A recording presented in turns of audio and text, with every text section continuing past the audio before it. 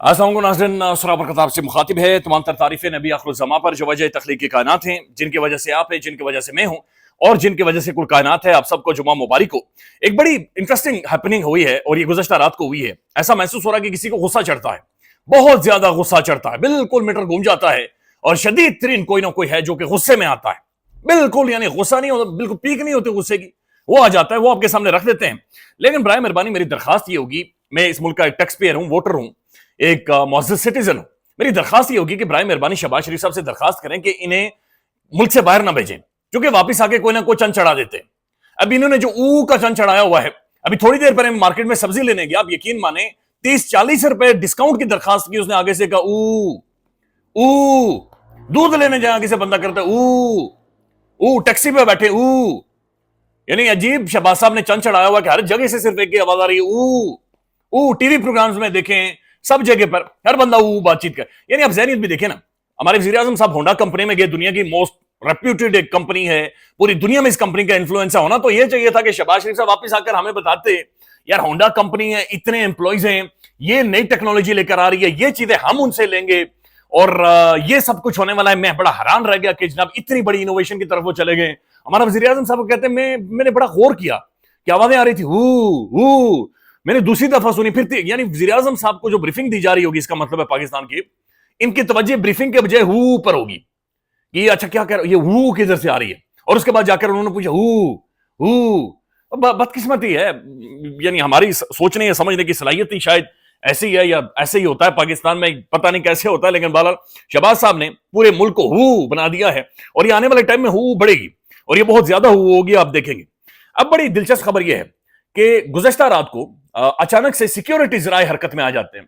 अब ये सिक्योरिटी जराए कौन से, ये किसी को मालूम नहीं है। यानी अगर कोई इदारों की जानिब से कोई स्टेटमेंट आनी हो तो DGISPR साहब है ना, एक पूरा इदारा है और ISPR साहब खुद आते, गुफ्तगू करते, बातचीत करते, ट्वीट कर सकते हैं, प्रेस रिलीज जारी कर सकते हैं, कोई भी स्टेटमेंट दे सकते हैं। लेकिन DGISPR साहब मोहतरम, उनकी जानिब से कोई स्टेटमेंट नहीं, बल्कि उसके अलावा कोई सिक्योरिटी जरा है।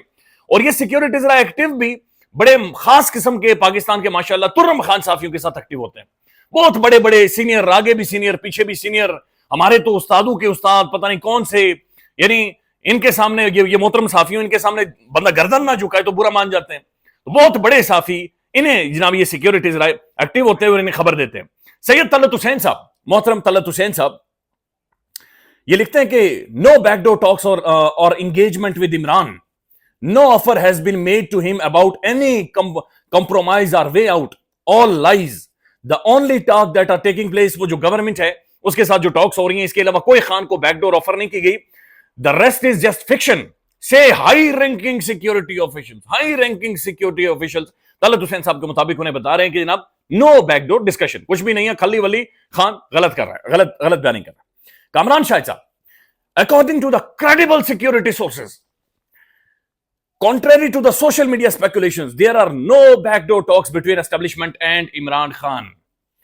अब ये जो ट्वीट्स हुए और फिर हसन अयूब साहब का भी ट्वीट हुआ है कि सिक्योरिटी जरा करेंगे बन्नी गाला, कोई खान साहब को शिफ्ट नहीं किया जाए। इनके दरमियान जो फर्क है वो चंद मिनट्स का और चंद सेकंड का है, यानी चंद मिनट के अंदर, चंद सेकंड में ये सब एक्टिवेट हो जाते हैं और उसके बाद ये सारी चीजें होती हैं।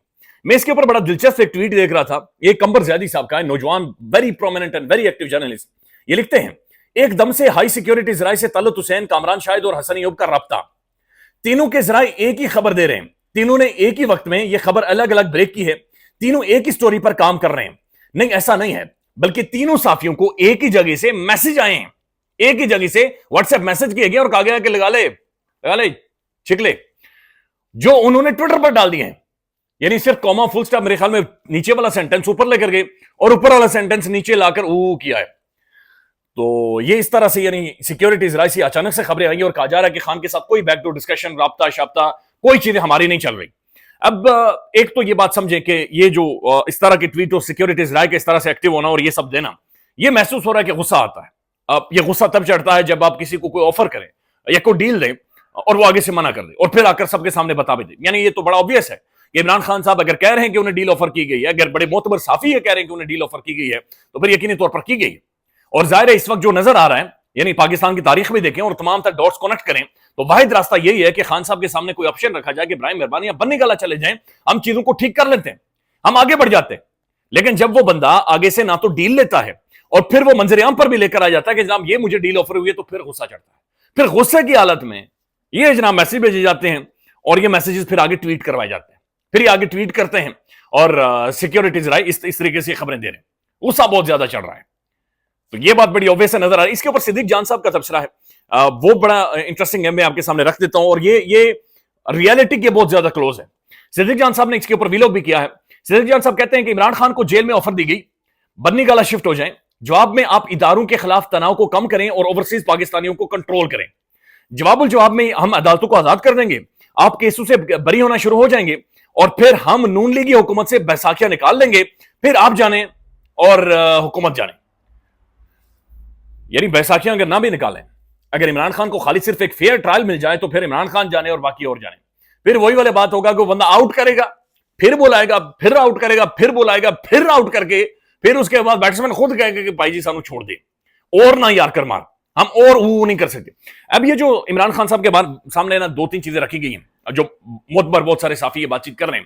اڈیالہ جیل میں خان صاحب کو یہ کہا گیا کہ جناب آپ کو بنی گالا شفٹ کر دیتے ہیں. صدیق جان صاحب نے بھی یہ کہا کہ آپ درخواست دے دیں اور یا آپ کی بہنیں درخواست دے دیں اور یہ کہہ دیں کہ عمران خان صاحب کو جیل میں تھرٹ ہے اور عمران خان صاحب کو بنی گالا شفٹ کر دیں. تو فوری ود ان نو ٹائم یعنی ججز کہیں گے اوہ عمران خان سابق وزیر اعظم کو جیل میں تھرٹ اور میرے ہوتے ہوئے تھرٹ ہو، شفٹ کریں جی بنی گالا، شفٹ کریں فوری طور پر، جہاز لے کریں، جہاز پہ خان صاحب بنی گالا جائیں گے.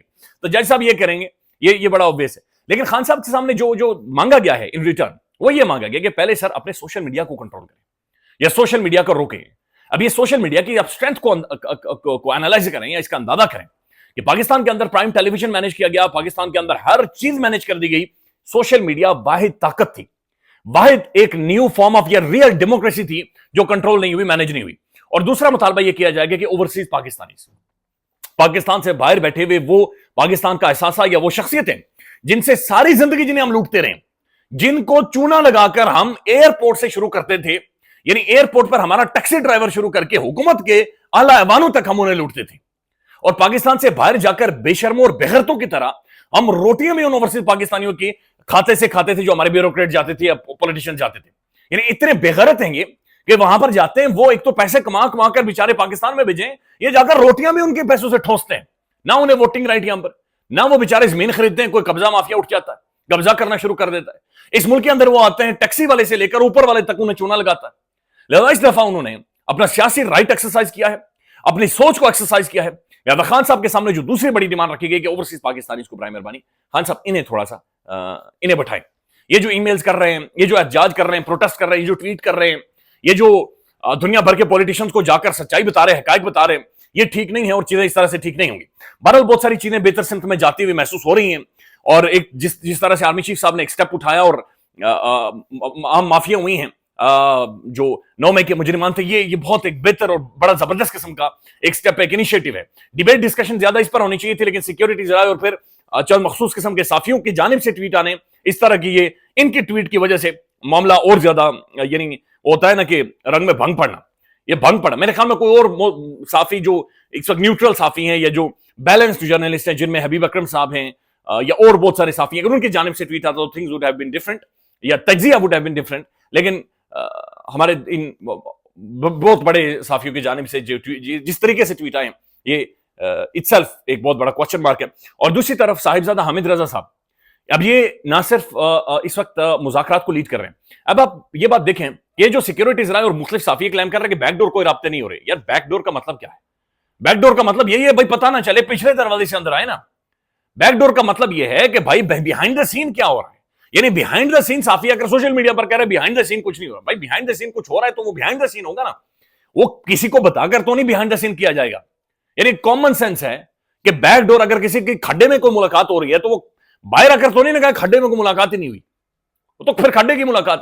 بٹ اچھا دوسری طرف صاحبزادہ حامد رضا صاحب کاشف عباسی کے صاحب کے شو میں آتے ہیں، وہ کہتے ہیں ہمارا کیا لگانے کا وقت آ گیا اور یہ حکومت کرنے کی پریکٹس کر لے، چونکہ اب دن گئے، اب یہ دانے بک چکے ہیں، پلو کے اوپر سے اور نیچے سے پانی گزر چکا ہے، لہذا ان کے پاس اب ٹائم نہیں ہے. حامد رضا صاحب یہ کہتے ہیں کہ حکومت نے آگے سے کوئی مذاکرات نہیں رکھی، آگے سے حکومت کی جانب سے جناب کوئی مذاکرات نہیں بلکہ کوئی ڈیمانڈ نہیں رکھی گئی اور کوئی درخواست نہیں کی گئی کہ جناب یہ چیزیں ہم آپ کے سامنے رکھتے ہیں. حالانکہ ٹیلی ویژن پروگرامز میں آ کر رانا ثناء اللہ صاحب انہوں نے باقاعدہ کہا کہ ہم عمران خان سے بھیک مانگیں گے کہ اس نظام کو چلنے کی برائے مہربانی عمران خان شورٹی دے. عمران خان اس نظام کو, حکومت نہیں انہوں نے کہا اس نظام کو چلنے دے. اور لیکن جو مذاکراتی کمیٹی ہے وہاں پر کچھ نہیں کہا گیا. نجم سیٹھی صاحب اپنے پروگرام میں کہتے ہیں اسٹیبلشمنٹ نے مذاکرات کے معاملے پر حکومت کو مکمل طور پر آن بورڈ نہیں لیا, اس لیے حکومت گھبرائی ہوئی ہے. خیال رکھیے گا, اپڈیٹ کریں گے. اللہ حافظ.